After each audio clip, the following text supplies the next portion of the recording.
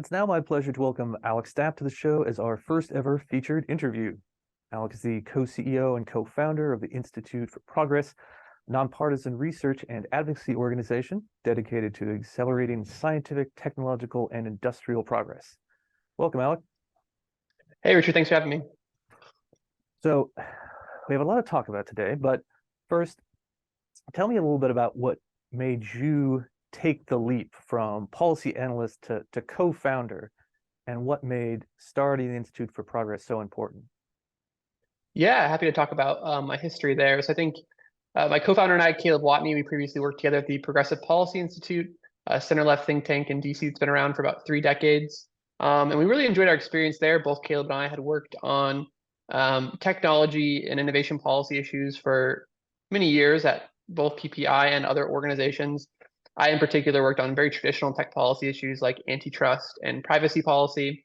But, as we started working together, found out we were really good collaborators, and then thought about what our career ambitions were and what types of issues we thought were the most important to work on, we realized that really starting a new institution was the best way to do that. And so it's very hard to change things within nonprofits that have been around for a long time, especially if you're not at the very top of the leadership. And so even though we enjoyed working at all the various think tanks we had experience at in Washington, D.C., we realized that we had to start from a clean slate, especially if we wanted to change the types of issues we worked on. And so we thought that there was a small handful of issues that were important, neglected, and tractable that most think tanks just don't work on. And so we started to launch a new nonpartisan think tank. We thought we could be nonpartisan because these are usually issues that fly below the radar, or there are corners of them that can be bipartisan. And so when we launched, the first things we worked on were science policy. In particular, how can we make the NIH and NSF more effective in the grants they give out? Lots of organizations in DC advocate for more total public science funding, and then some conservative Republicans advocate for cutting those budgets massively. But very few organizations work on, like, how do we spend the money better? How do we get more breakthrough research or optimize for other things we care about, like the safety profiles of the kinds of research we fund? Secondarily, biosecurity. How do we prevent future pandemics? That's the kind of thing that, even though lots of things about the COVID pandemic were controversial, how to prevent future pandemics that could be much worse than COVID has a lot of latent bipartisan appeal, and something that kind of flows below the radar normally.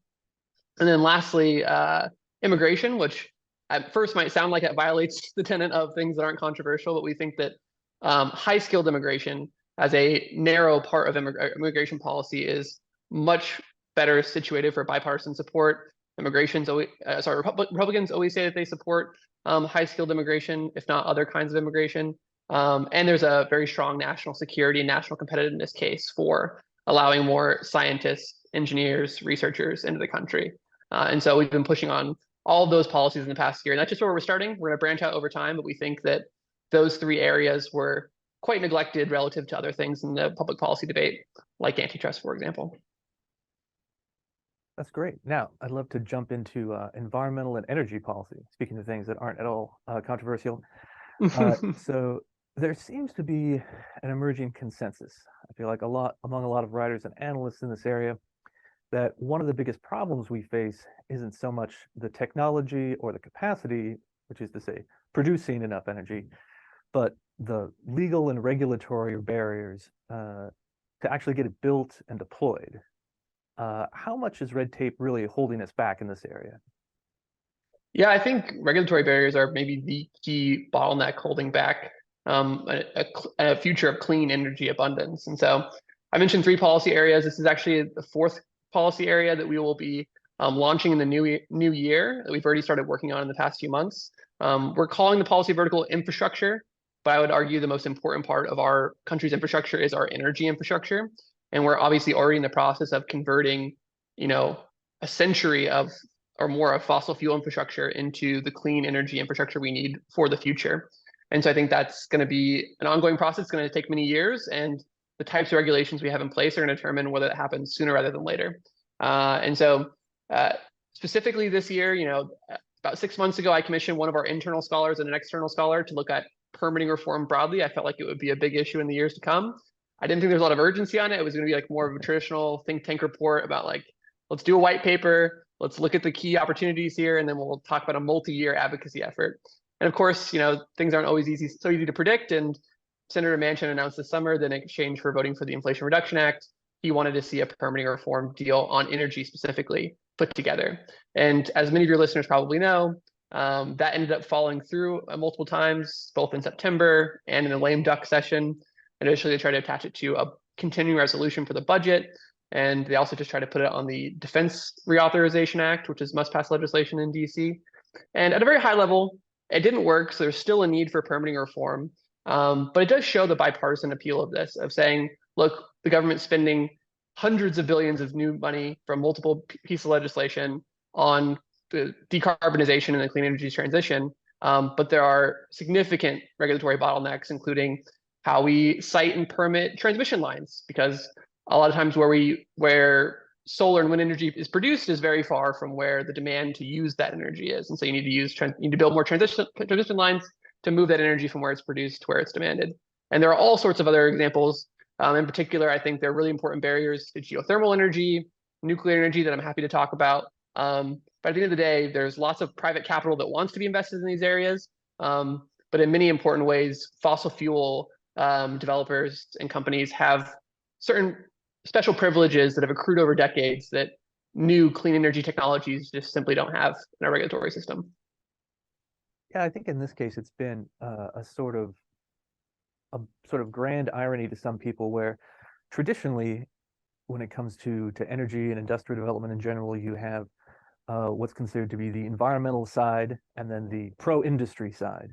And usually it's the pro-industry side that's been in favor of making permitting and environmental reviews easier. But of course, in this case, we now find ourselves with a great deal of enthusiasm for renewable energy development. And it's precisely old environmental laws and rules which are getting in the way even of the renewable energy being deployed. Yeah, I think that's definitely right. And I think a big part of our report that we put out on permitting reform that included both a background explainer on the National Environmental Policy Act, which is a law from the 1970s that has been updated over time with regulations from the Council of Environmental Quality at the White House and become more burdensome and more stringent over time. The key thing that people need to be aware of is that it's an environmental law, but it's an environmental process law, not an environmental standard or law of substance. It just explains that the government needs to thoroughly and comprehensively document any potential environmental impact of a major federal policy action. And what you need to know is that over time, major federal policy action has been broadened to include basically anything the government does, and any major energy or infrastructure project at some level involves the government weighing in. So this has blocked basically building anything of significance in the country. And because it's just a comprehensive analysis, it doesn't preclude any kind of particular environmental damage or impact. It just says you have to document it. And then for people who want to oppose new projects like pipelines or transmission lines, both in good faith, if you think that a particular pipeline project would be bad for the environment, you can use NEPA as an opportunity to delay the project and say they missed something in environmental review. You can't necessarily block it, but you can say, go back and redo the report, spend more money, spend more time.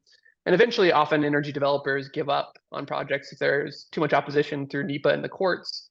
But also the most worrying thing is that bad faith actors can exploit it. And so if you're a NIMBY who doesn't want any kind of building in your backyard, whether it's fossil fuel or clean energy, NEPA is the perfect vehicle because there's always something you missed, or you can always go back and do more comprehensive analysis. And these documents have gotten longer over time. They take more money. So really what wasn't a big barrier when this law first passed in the 1970s has become more and more burdensome over time as the federal agencies, it's a circular process where federal agencies observe the courts, issue injunctions and ask for a more thorough report. And so on the next go round for new projects, the federal agencies try to preempt that and say, okay, we're going to do a more thorough and more comprehensive, and there's no end to that. So they just get longer and longer and more tedious. So I think this is a situation where some elements of the environmental movement are starting to recognize that the way we decarbonize is building things, and they recognize that laws like the National Environmental Policy Act are major barriers to that. And so this is a mindset that's shifting, and we're trying to persuade people and win this debate over time. But it really is, like you said, a totally different dynamic compared to what it meant to be an environmentalist 20, 30 years ago. Now, building out new energy production and transmission, maybe that's the higher level concern, certainly with some people, because we got to keep the lights on.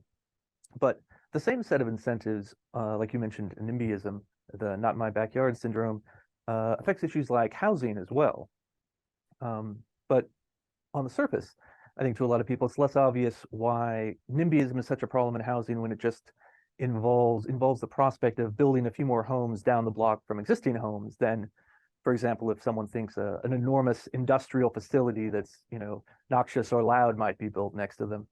And I wonder, is this housing NIMBYism, which also creates significant long-term problems with affordability, is that just a case of people worried about property values or xenophobia, or is there a bigger set of incentives going on here?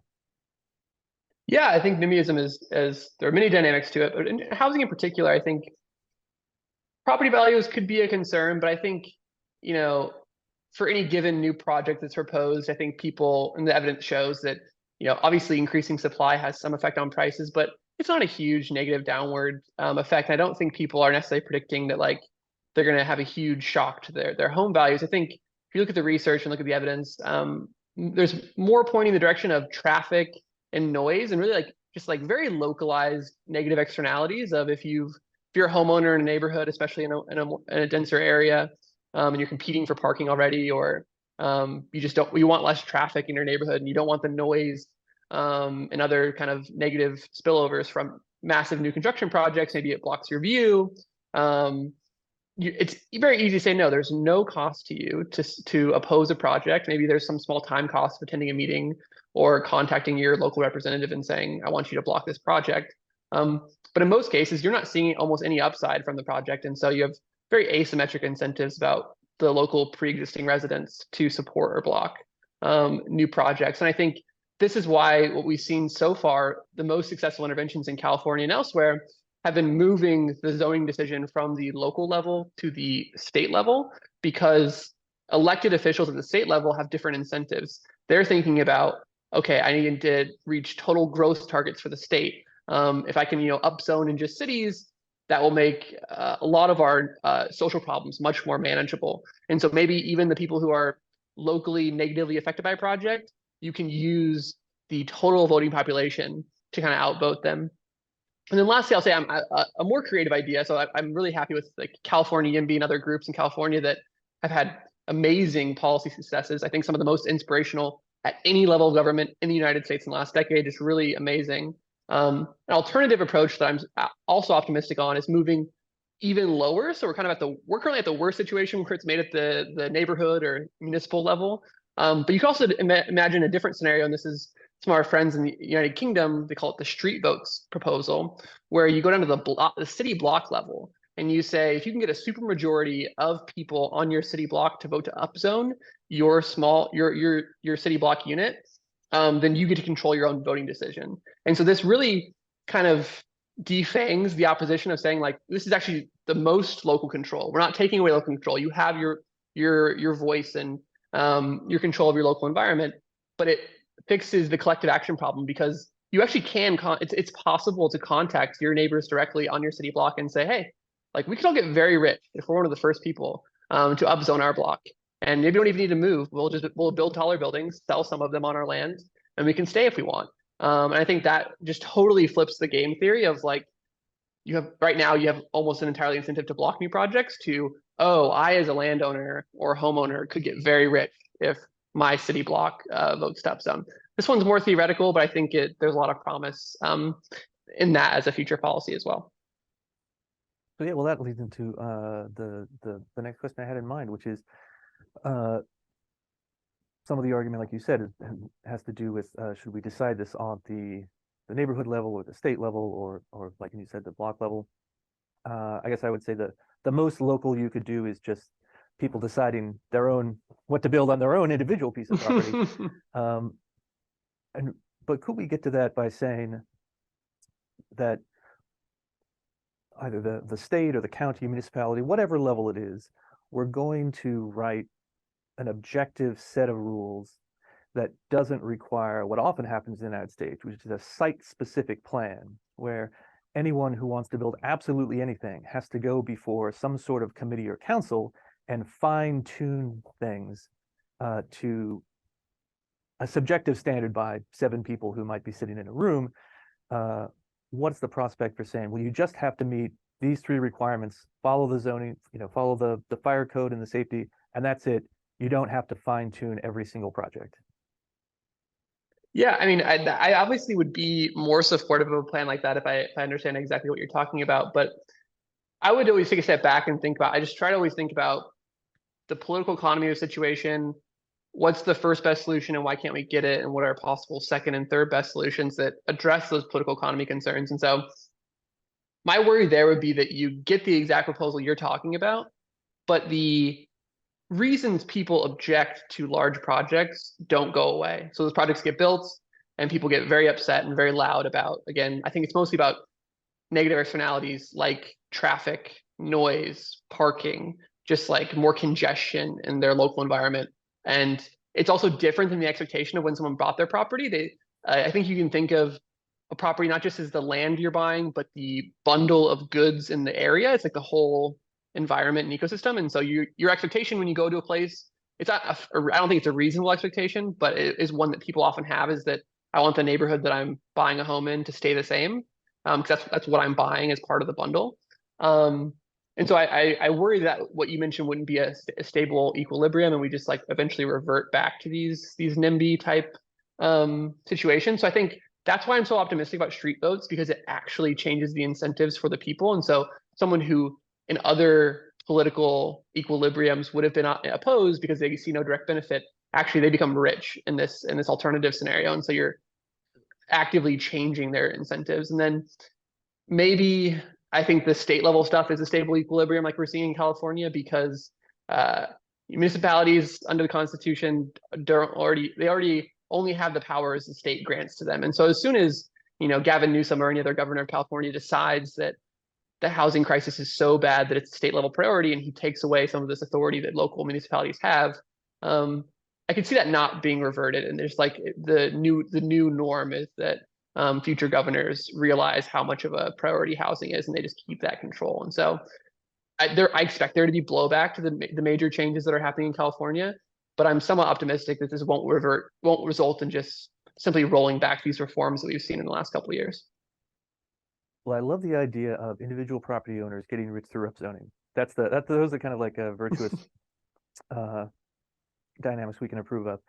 Well, coming from the UK, like you said, the sort of street vote idea, I'm also in favor of purloining and acquiring whatever good policy ideas we can abroad. So we like to do that in our system of federalism between the states, but we can also reapportion things that are working overseas. Are there other places that you see, other countries that you see are doing better at this sort of big picture, again, the sort of scientific, technological, industrial progress policy? Yeah, first I'll say that that's definitely a big part of our approach whenever we do work with international partners, is we're thinking what lessons can be applied to the US federal government. And just a little more background on the Institute for Progress, we have a pretty clear focus on US federal public policy. So we want to see good examples from the US state level. We want to see good examples from international governments, from foreign governments. But I think at the end of the day, we think that the most important single lever for public policy around the world is in the United States, because we are at the frontier of science and technology, and so many other countries around the world just follow our lead in terms of the policies we set in certain areas. So that's why we focus on U.S. public policy. Maybe I'll just give a quick example of like how I think looking to other countries' recent changes to immigration policy is something that should guide U.S. policymakers. So, for example, Canada, Australia, the U.K., Germany most recently, they've either already had a points-based immigration system where potential immigrants get priority if they have certain points. And for points, it's broadly defined however the country wants, but usually it's employment-based, it's skills-based, or education-based. You get more points, the more advanced degrees you have, or if you have guarantees from an employer in your target country that they will hire you upon immigration. And this stands in contrast to a majority of the US immigration system, which is family-based. And we support that kind of immigration, but we think that as a think tank, we support that kind of immigration. But if you want to expand immigration or change the political economy of the topic, and I think you look at some of our close peer nations, I think what you see is that Western democracies want control of their borders. They want some kind of selectionism, as Reihan Salam at the Manhattan Institute calls it, of who comes in. And then over time, you can build a more durable political coalition for expanded immigration. And so I think that moving the U.S. towards one of this more points-based system would be useful across the board in terms of changing the political dynamics.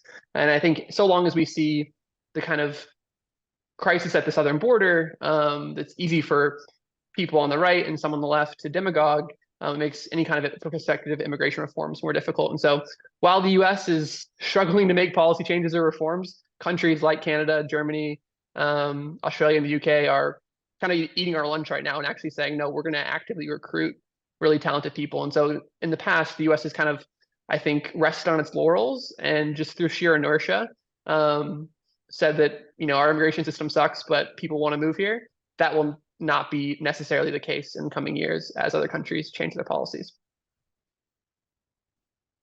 Well, I think we have one time for one more question here to round us out, and that I want to sort of jog back to energy for 1 minute. So we saw an announcement recently from the Department of Energy about new advances in fusion technology, and so there's a lot of people think expanded traditional fission atomic energy should be a big part of the energy mix, but we still have these exciting possibilities of fusion in future years. How much of the debate do you think we're currently having over the future of clean energy will have to be resolved through policy fights and politics and elections, and how much will eventually be a matter of new technology rendering some of those old debates obsolete?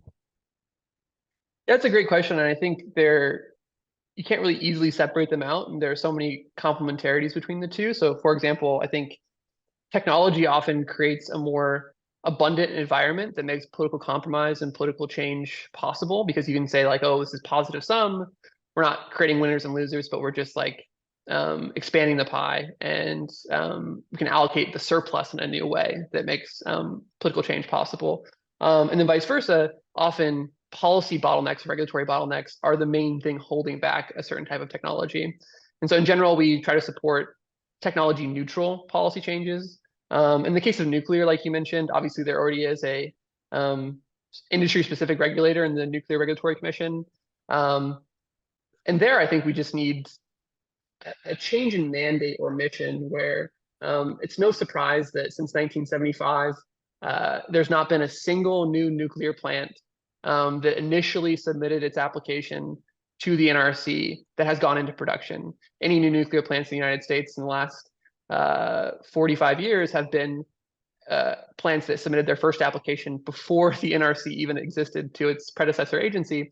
And why is that not a surprise? It's because their mandate is to minimize exposure to radiation. And so the best way to minimize the risks from radiation are from not approving any new plants. So there's no kind of cost benefit analysis of what are the costs we're bearing from inaction and not investing in or allowing companies to build new nuclear plants, either traditional technology or new technology like small modular fission reactors, or the exciting stuff we're hearing about fusion. So I think we need a regulatory model that enables those new technologies to come along, but we can't just trust that a breakthrough in the lab is going to create its own changes in policy. Like people in DC working these issues need to actively plan ahead and create a regulatory environment that it fosters and enables those new technologies. And one thing I'll just say here is, in terms of working on neglected policy areas, we think about this a lot in terms of if there's already a very large industry that can advocate for itself, we think that market forces will often adjust over time, and as a nonprofit think tank, our additional input is not as useful. But for emerging industries like nuclear fusion that are just so tiny and basically non-existent at this point, it's very difficult for them to advocate for themselves. And so I think of that as a form of market failure that nonprofit think tanks like us can step into the void and say, hey, there's really exciting potential here if the regulatory landscape were compatible with this technology, but it's our job to help people in government change those policies or make sure they're not accidentally suffocating exciting new energy technologies. All right, that's exciting. Now we'll see. Now I'm all excited. Good, good. So thanks for being with us, Alec, and tell us where should everyone hunt you and the Institute up online. Yeah, for sure. So our website is progress.institute. You can see all of our research and work there. And then you can follow us on Twitter at IFP. And my handle is just my name at Alec Stapp. And thank you, Richard, for the time. It's been a great conversation, and I'm excited for your new podcast. All right. Thanks very much, and we'll see and hear you all in the audience next week.